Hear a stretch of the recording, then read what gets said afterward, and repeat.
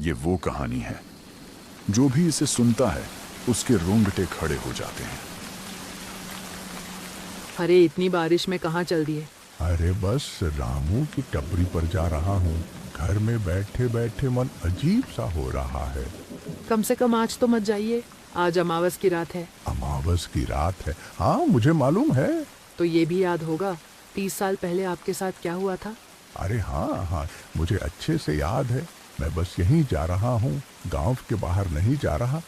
नहीं, आज मत जाइए, मेरा जी घबरा रहा है। एक तो अमावस की रात, ऊपर से आपकी तबीयत भी खराब है। तुम भी ना, तुम फिक्र मत करो, 2 घंटे में आ जाऊंगा। ठीक है, जा रहे हैं तो जल्दी आ जाइएगा। करो, 2 घंटे में आ जाऊंगा। रमेश चाचा चाय की टपरी पर जाने के लिए अंदर ही अंदर बेचैन हो रहे थे, लेकिन उनकी पत्नी को बिल्कुल भी पसंद नहीं था कि वह आज की रात कहीं बाहर जाए। फिर भी चाचा जैसे तैसे अपनी पत्नी को समझाकर चाय की टपरी की ओर निकल पड़े, जहां उनके कुछ साथी उनका इंतजार कर रहे थे। भले ही उम्र में वे उनसे छोटे थे, फिर भी चाचा उन्हीं के साथ उठना बैठना पसंद करते थे। ये वही है जो चाचा का आने का काफी देर से इंतजार कर रहे हैं। अरे यार, चाचा कहाँ रह गए? उनके बिना तो आजकल अकेले बैठने में मज़ा ही नहीं आता। सही कहा, इस समय तक तो चाचा आ जाते हैं, आज पता नहीं कहाँ रह गए। एक काम करते हैं, उनके घर ही चलते हैं। मैं नहीं जा रहा। पिछली बार याद है ना क्या हुआ था? उनकी बीवी कितना गुस्सा कर रही थी। सही कहा भाई, लगता है आज चाचा के बिना ही बैठना पड़ेगा। दोनों रमेश चाचा का इंतजार कर रहे थे। तभी कुछ देर बाद रमेश चाचा आते हुए दिखाई दिए। वो देख, चाचा आ गए। अरे हाँ, ये तो रमेश चाचा हैं। अरे चाचा, हम दोनों को तो लगा था कि आप आओगे ही नहीं। हाँ चाचा, आपके ही बारे में बात चल रही थी अभी। अरे बारिश की वजह से लेट हो गया। कोई नहीं चाचा, आप बैठिए। आप जैसे ही आते हो अलग ही माहौल बन जाता है। महेश चाचा वहां बैठते हैं और बातों का सिलसिला शुरू हो जाता है।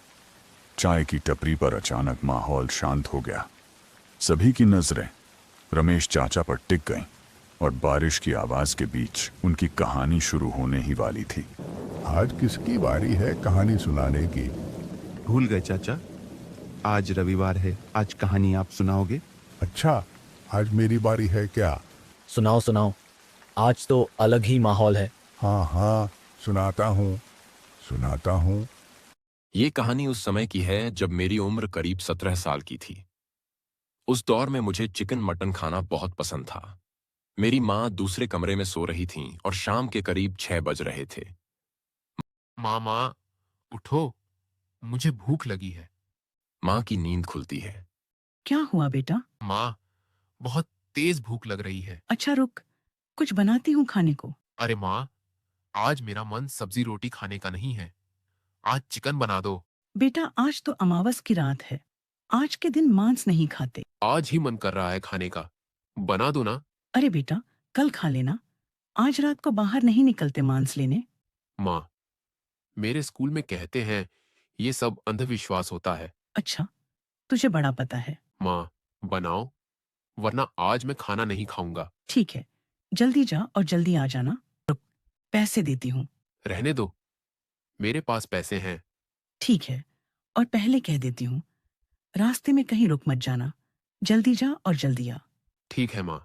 माँ के मानते ही मैं बहुत खुश हो गया और खुशी खुशी निकल पड़ा। लेकिन मुझे क्या पता था कि मेरे साथ कुछ ऐसा होने वाला है। फरवरी का महीना था, हल्की हल्की ठंड पड़ रही थी और सर्दियां खत्म हो को थीं। मैं गांव के रास्ते से चलता जा रहा था, ठंडी हवा चल रही थी। तभी रास्ते में मेरे स्कूल का एक साथी दिखाई दिया। उसे देखकर मैं रुक गया। अरे महेश, तू कहाँ जा रहा है शाम को?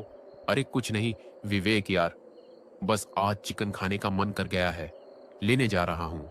वाह भाई वाह, अपने भाई को नहीं खिलाएगा क्या? अरे भाई, कैसी बात कर रहा है, घर चल खिलाता हूँ। अरे ना भाई ना, मैं तो मजाक कर रहा था।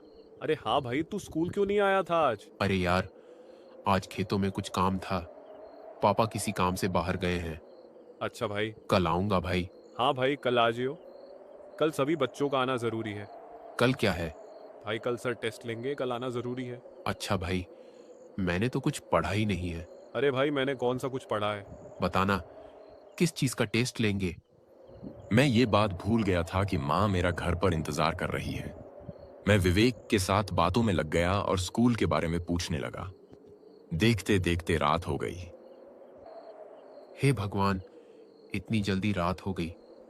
और क्या भाई, इन दोनों रात काफी जल्दी हो जाती है। चल ठीक है भाई, मैं तुझे कल स्कूल में मिलता हूँ। ठीक है भाई, कल स्कूल में मिलते हैं। मैं वहां से जल्दी कसाई की दुकान की ओर निकला। चारों तरफ अंधेरा ही अंधेरा था। मैं घबराने लगा था कि पता नहीं अब माँ क्या बोलेगी। धीरे धीरे ठंड का एहसास भी ज्यादा होने लगा था। जब मैं कसाई की दुकान पर पहुंचा तो देखा कि दुकान बंद हो चुकी थी। रात काफी हो चुकी थी।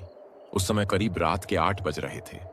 गांव में 8 बजे का मतलब होता है कि रात काफी गहरी हो चुकी है। चारों तरफ अंधेरा ही अंधेरा था और मेरे हाथ में टॉर्च भी नहीं थी। अरे यार, अब तो दुकान भी बंद हो गई है। अब क्या करूं? मन भी खाने का कर रहा है। चारों तरफ अंधेरा ही अंधेरा था और मेरे हाथ में टॉर्च भी नहीं थी। एक काम करता हूं, उसके घर ही चला जाता हूं, पास में ही तो है। मैंने अपने कदम तेज कर दिए, लेकिन गांव के ये अंधेरे रास्ते अचानक और भी डरावने लगने लगे। जैसे ही मैं दुकान से दूरी बढ़ाने लगा, मुझे एक आवाज सुनाई दी। मैं उसके घर जाने लगा। मैं कई बार अपने पिताजी के साथ उसके घर आ चुका था जब दुकान बंद रहती थी, लेकिन आज पिताजी साथ नहीं थे और ऊपर से रात का समय था। मैंने हिम्मत करके उसके घर गया। मुझे समझ नहीं आ रहा था कि ये उसी का घर है या नहीं। एक पल के लिए ऐसा लगा कि कहीं ये किसी और का घर तो नहीं। फिर मैंने जैसे तैसे आवाज लगाई। कुछ देर बाद दुकान वाला चाचा बाहर निकल कर आए। कुछ देर तक वो मुझे ध्यान से देखते रहे, जैसे उनकी निगाहों में कुछ छुपा हुआ डर या चिंता थी। फिर वो मेरे पास आए। क्या हुआ बेटा, इतनी रात को क्यों आवाज लगा रहे हो? मुझे चिकन चाहिए था।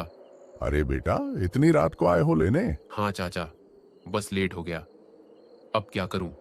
आपकी दुकान से होकर आया हूं। अच्छा, वो तो मैंने 6 बजे ही बंद कर दी थी। तुम्हारे पिताजी कहाँ हैं? वो किसी काम से बाहर गए हैं। अच्छा, आएंगे तो बोल देना, एक बार आकर मुझसे मिलें।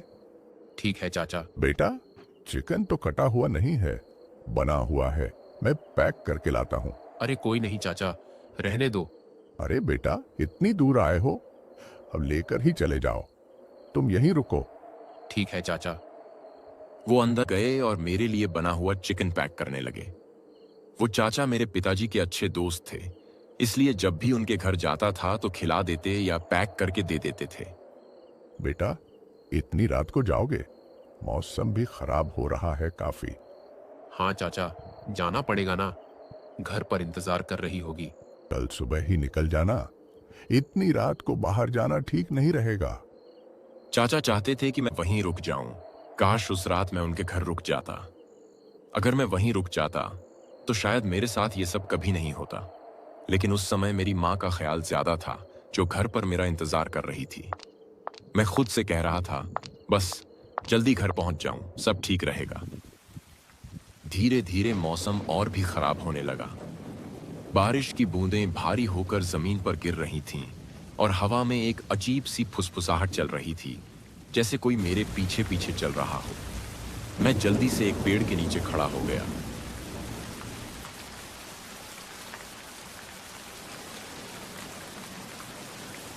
हे राम, अब तो कीचड़ से सारे रास्ते खराब हो गए होंगे। अब घर के लिए दूसरे रास्ते से जाना पड़ेगा। मैं बारिश के रुकने का इंतजार करने लगा। अब मुझे समझ आ गया था कि घर पहुंचने में काफी समय लगने वाला है, क्योंकि बारिश में मेरे घर की तरफ जाने वाला रास्ता कीचड़ से भर जाता है। इसलिए हमें अक्सर दूसरा रास्ता अपनाना पड़ता था, जहां कीचड़ कम होता था। काफी देर इंतजार करने के बाद बारिश रुक गई। तब तक रात काफी हो चुकी थी। मुझे समय का अंदाजा नहीं था और गांव में सब अपने अपने घरों में थे। मेरे अंदर ही अंदर डर का एहसास बढ़ने लगा, मानो कुछ अनहोनी होने वाली हो। मेरा गला सूख गया, सांस तेज हो रही थी। तभी दूर कुएं की तरफ से किसी की कांपती आवाज आई।